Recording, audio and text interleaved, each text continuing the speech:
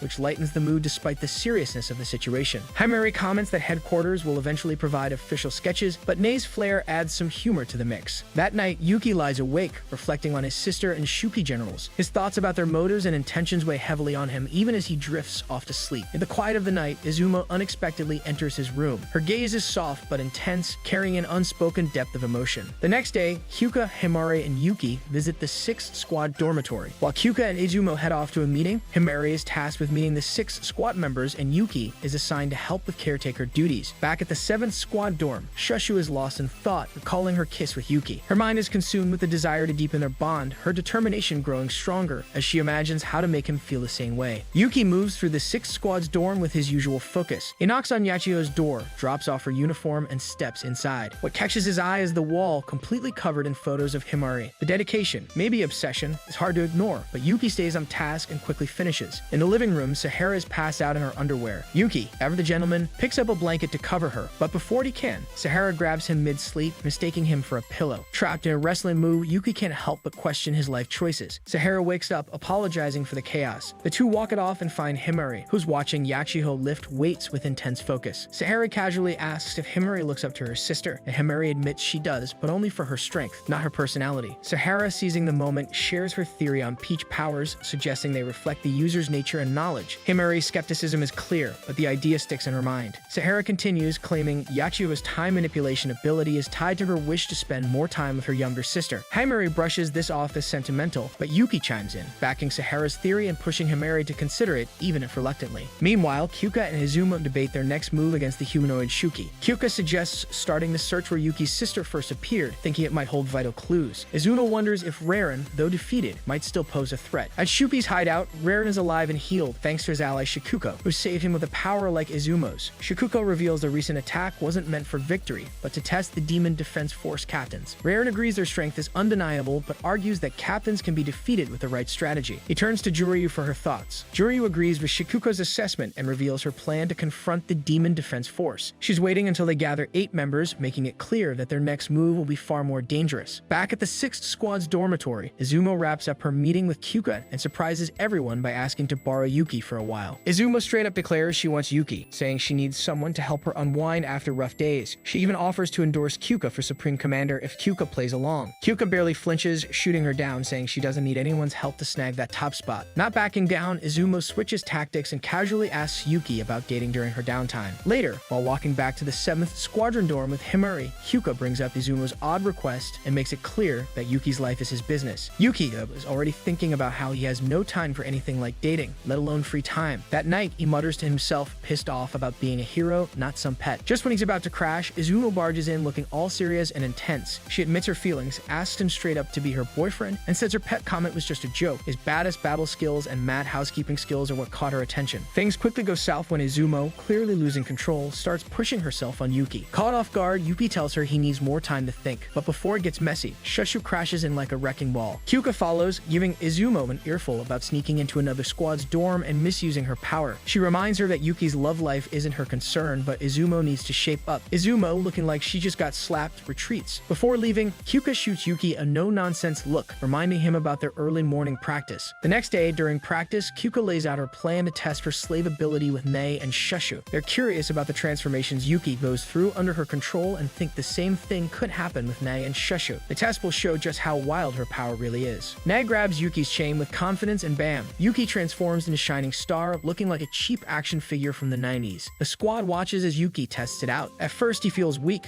but realizes his senses are through the roof and he's got X-ray vision. Kyouka's all over it, nodding, but clearly not hyped about the whole thing. She recognizes it's useful, but hates how much it drains her own strength. She's not thrilled, but she'll take what she can get. Nei's tasked with rewarding Yuuki, but Shushu, not wanting to be left out, jumps in to test her control over him. Her form for Yuuki, Iwatushi, gives him insane strength, but makes him feel like he's wading through molasses. Kyouka shoots it down immediately, saying the trade-off's trash. Shushu's not done though and tries making Yuuki grow bigger. Total fail. Her transformation's now the weakest of the bunch. Shushu shrugs off the mess up as Nei preps for school. Yuuki offers to walk her, and while they head through the portal in the 7th Squadron basement, Yuuki asks why she joined the Demon Defense Force. Nei opens up about her parents vanishing during a Mato mishap, sparking eerie rumors that people have seen or heard from loved ones who disappeared. She thinks her power, sure to find, promise, is linked to her desperate wish to find them. Yuuki believes her parents are still alive, just like he believes his sister's out there somewhere in Mato. Back in the squad, Izumo talks shop with Kyouka about an order from the Supreme Commander to hold off on attacking the humanoid Shuki. Izumo thinks they're trying to talk it out to figure out the Mato mystery and maybe end the mishaps. She lets Kyouka in on an upcoming meeting where commanders will weigh in. Izumo, skeptical about the plan, squares her squad's backing Kyuka's. A quiet alliance forms. Later, Izumo returns to the 7th Squad dorm, immediately starting to tease Yuuki. Himari and Shushu, stuck on their expedition, call for backup. Izumo's on it, pulling Kyouka and Yuuki into the action. After they finish, Izumo heads out, but Yuuki notices Kyuka's clearly annoyed. As he starts his transformation, Kyouka cuts in, calling him her slave and reminding him she's the only one who gets to pamper him. They charge into battle, breezing through the regular Shuki, but then a new threat shows up. This one's a freaky mix of different Shuki, with insane regenerative powers that make it a nightmare to fight. Meanwhile, 2 humanoid Shuku watch from the shadows, seeing the battle begin. Back home, Izumo thinks about the fight. Watching Yuuki with Kyouka only makes her feelings for him stronger. Yuuki and Kyouka slam through a massive Shuki army, mission accomplished. They return to the 7th Squad dorm to find Izumo, Nei, Himari, and Shushu waiting. The group dives into talk about Yuki's sister, Oba Wakura, who disappeared during a Mato mishap years ago. The conversation sparks a flashback to Yuki's childhood, Oba defending him from a bully and teaching him how to fight with holds and throws. Back in the present, everyone's in awe of Oba, calling her an amazing sister. Kyouka notices the look on Yuki's face and feeling the vibe gives him the rest of the day off. She orders Izumo back to the 6th Squad dorm to give Yuki space. Out of nowhere, Nei senses someone in danger about 4 kilometers south. Kyouka quickly sends Himari and Shushu to handle it while keeping the squad on alert. Himari and Shushu catch up to a small group of Shupid, chasing a human girl. But when Himari tries to help, the girl flips out, revealing herself as a humanoid Shuki Koko. She summons more Shuki and smirks. Himari tries to talk the Supreme Commander's plan, but Koko's not having it, making things worse. Kyouka finds Yuki, orders him to transform. This is getting ugly. Koko summons Kuma, a giant Shuki, ready for chaos. Himari pulls out a rocket launcher, but Koko dodges it like it's nothing, countering with a deadly strike. Himari barely avoids it. Shushu clears out the regular Shuki like it's nothing, but a new armed Shuki charges at her. Then another humanoid Shuki steps up, launching a precision attack at Shushu. And then Oba pops up, casually munching a Mato peach. Before anyone can react, she commands Yuki to stop, and he obeys without hesitation. Oba uses her hair to restrain Yuki, declaring her mission a success. While the Kyouka deals with an ambush of regular Shuki, Oba vanishes with Yuki, leaving no trace. Koko and the humanoid Shuki retreat, leaving the battlefield eerily silent. Kyouka regroups with Himari and Shushu, deciding to return to base to tend to their wounds and plan their next move. Yuki wakes up in a strange place with Koko licking his face. Before he can react, another humanoid Shuki forces him to stay put, and Yuki realizes the brutal truth. Oba has turned into a humanoid Shuki. Oba enters and embraces Yuki, the reunion both heartwarming and unsettling. She takes him outside, explaining they're in a hidden village, far from the Demon Defense Force's reach. Oba reveals that 20 former humans now live here, a community of survivors who refuse to accept their transformation into half-monsters. Oba insists they can live in peace here, but Yuki, struggling with her new form, argues they shouldn't have to live like this. His words offend Oba and the others, who now see the Demon Defense Force as their enemy. A battle is inevitable. Back at the 7th Squad dorm, Nei, Shushu, and Himari worry about Yuki, while Kyouka remains locked in her room, wrestling with the Supreme Commander's order not to engage the humanoid Shuki. Kyouka senses something in the distance, her instincts flaring. Meanwhile, Yuki breaks the tension with Oba, asking how she knew he was in Mato. Oba, softening, compliments him on how much he's grown. Kyouka's connection to Yuki leads her to him instinctively, and she's driven to reward him in some way. Yuki and Oba have a private moment where he asks about her powers and the Mato peaches. Oba reveals the Peaches triggered their transformation into hybrids, a painful truth that weighs on her. The 7th and 6th squads begin preparations to rescue Yuuki. Aoba and her crew lay it all out for Yuuki, telling him how they got turned into humanoid Shuki after chomping down the peaches of Mato and getting hit with a nasty miasma of Mato. Coco and Noun were caught by some twisted branch of the DDF, stuck in their sick experiments on humans turned mutant by the peaches. But they broke free and found Aoba, who had been hiding out in a cave for years, busting her ass to keep her human smarts intact. Together, they plan on wrecking the DDF using wild Shuki they tamed, including the unicorn, the beast that wiped out Kyouka's family. Then shit hit the fan. The 6th and 7th squads found out where Yuuki was hiding, and bam, a full-on rescue mission was launched. They split into teams like a messed-up game of tag. Shushu and Seihei went after Coco, while Himari and Yachiho squared off with Nan. Kyouka and Tenka caught up to Aoba, but Yuuki, trying to keep things from blowing up, starts spitting out the truth about what happened to Aoba and her squad. The DDF captains try to play the peace card, offer him a truce, but Aoba, she's not having it. She's out for blood, out for revenge for what they did to her people. So the fight kicks off, savage and unforgiving. Meanwhile, Shikoku and her pack of humanoid Shuki catch wind of the chaos and get ready to move, looking to throw even more fire into the madness. Nai stays behind at the 7th squad dorm, growing increasingly anxious as time passes. She keeps herself busy, but her mind stays on the others' safety, waiting for news. Meanwhile, Aoba faces off against Kyouka and Izumo. Kyouka fights the unicorn with strategy and raw power, pausing only to catch her breath before launching a deadly attack. Izumo focuses on Aoba, whose attempts to counter her teleportation and black hole abilities are just barely keeping her in the game. Aoba begins to realize Izumo's powers go beyond simple teleportation, and she tries to outmaneuver the black hole attacks with superhuman speed. Aoba gets close to landing a hit, but Izumo dodges at the last second. The battle drags on, testing both their endurance and skill. Desperate, Aoba eats another Mato peach, dramatically increasing her power. Izumo steps back, reassessing the fight. With heightened senses, Aoba can now predict Izumo's teleportation with frightening precision. She declares her plan to wear Izumo down, confident that her strength will outlast Izumo's tricks. But Izumo isn't shaken, revealing she can teleport 666 times in a row, giving her all the time she needs to wait for Kyouka to defeat the unicorn. Shushu and Seihei battle Coco Zenabako, with Shushu attempting to overpower her. However, Coco's Meadow Peach abilities keep her unharmed. Shushu's anger spikes as she remembers what Kokum did to Yuuki. Seihei drops a bombshell, revealing Kumadushi's involvement in the Mato mishap from 8 years ago, adding weight to their fight. Determined, Shushu calls for Formation S. Seihei throws a shrunken Shushu directly into Kumadushi's mouth. From the inside, Shushu grows rapidly, tearing Kumadushi apart. With Kumadushi dead, Shushu grabs a tooth, charging at Coco with her Mato Peach abilities. The two defeat Coco, but before they can relax, more Shuki appear, forcing Seihei to collapse from exhaustion. Shushu is left to fight alone while Coco secretly heals herself and Kumadushi, setting up for a return. Yachiho and Himari fight now in Yuno. Himari is wounded, prompting Yachiho to rewind time to save her. The action reveals Yachiho's powers, forcing Yuno to adjust for strategy. Yachiho freezes time as Akura launches a barrage of spears at Himari, but the strain of her abilities is evident. As more Shuki approach, Yachiho uses her power again, admitting the toll it's taking on her. Yuno strikes, attempting to kill Himari, but she blocks the attack. Himari steps forward, determined to protect Yachiho while her sister recovers. Yuno, confident, shares her belief in victory with Akira. Yachiho and Himari stand back to back, strategizing. Himari reveals a secret weapon. Her hair transforms into weapons, launching a wild attack across the cavern. Yachiho rewinds time by 10 seconds, pinpointing Yuno and Akira's hiding spots. With this advantage, they defeat the duo, seemingly ending the battle. Back to Aoba and Kyouka's fight. Izumo manipulates the situation, tricking Aoba into attacking the unicorn, allowing Kyouka to strike. Izumo lands a direct hit on Aoba with a black hole that falters, leaving herself vulnerable. Aoba takes advantage, countering with a devastating blow. The ground collapses beneath Kyouka and the unicorn, sending them into freefall. Meanwhile, Izumo, spent from Aoba's counterattack, lies before Yuuki, explaining her hesitation. She admits she didn't want to upset him by killing his sister, blaming her new emotions. Aoba surprises everyone, commending Izumo for considering Yuki's feelings. Izumo, momentarily distracted, humorously imagines Aoba as her sister-in-law, but acknowledging her condition, she retreats, allowing Yuuki and Aoba to withdraw. Coco and Kumadushi report to Aoba, confirming Akura's defeat and that more Shuki are on the way. Kyouka offers Aoba a chance to surrender, but tensions are rising. Nay, far from the action, senses something strange near the group.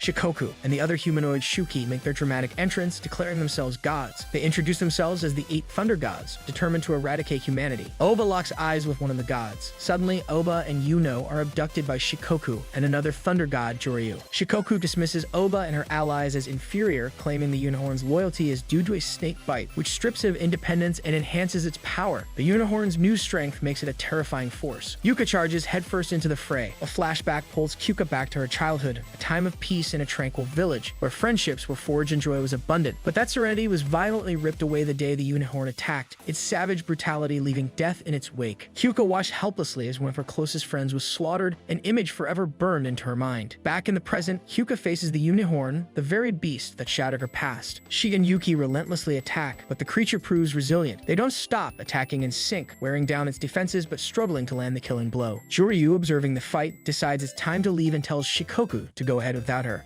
She takes Koko Zenobako and Anyuno with her, leaving the battlefield to her own plans. The chaos continues as the gods plot their next moves. Yuuki channels all his strength into a punch, his fist crashing into the unicorn's massive form. The impact shatters several of the beast's fingers, but it retaliates with a powerful strike. Yuuki counters, breaking its wrists, enraging the creature. Its body begins to twist into an even more grotesque and primal shape. The unicorn charges, sending both Yuuki and Kyouka hurling backward. Quickly recovering, Yuuki realizes the threat to their allies nearby. He bites down hard on the unicorn's horn, cracking it and temporarily restraining the beast. Kyouka seizes the opening, cutting off the unicorn's horn and one of its arms. The damage forces the creature to revert to its monstrous form, but Yuuki doesn't let up, using his chain to bind it tightly. With the unicorn fully restrained, Kyouka delivers her final blow, Howling Cherry Blossom. As Kyouka unleashes her Howling Cherry Blossom, memories of her fallen friends flood her mind, and the weight of her years of grueling training sharpens her resolve. Her attack cuts through the unicorn, splitting it into pieces, and within the wreckage, an unsettling orange core emerges. The sight raises more questions about the true nature of the Shuki, leaving the group on edge. Once the unicorn is vanquished, Shikoku uses a power similar to Izumo's to retreat. Kyouka, breathing heavily but victorious, urges Yuuki to gather the others. She takes a moment to savor the triumph, dedicating the victory to her destroyed hometown and the lives lost in the chaos. Shikoku travels through an alternate space, reflecting on the battle. She acknowledges Kyuka's impressive skill and notes Yuki's potential, hinting that he might prove more entertaining than expected. Meanwhile, Izumo uses her power to transport the rest of the group to safety before rejoining the battlefield. The remaining survivors, Kyouka, Izumo, Oba, and Yuuki, are left standing together. The group turns to Oba, questioning her next move. Oba, acknowledging her exhaustion, admits that her forces are scattered and her allies are gone, but her determination to rescue Koko and Yuno remains unshaken. Kyouka offers their help once more, with Izumo adding her support and ensuring Oba's safety. However, Oba declines. Though she trusts Kyouka and Izumo, she cannot place her faith in the demon defense force as a whole. Oba hints at other villages with allies still at her side, suggesting she has enough resources to continue her fight. Izumo and Kyouka agree that it's likely the best option,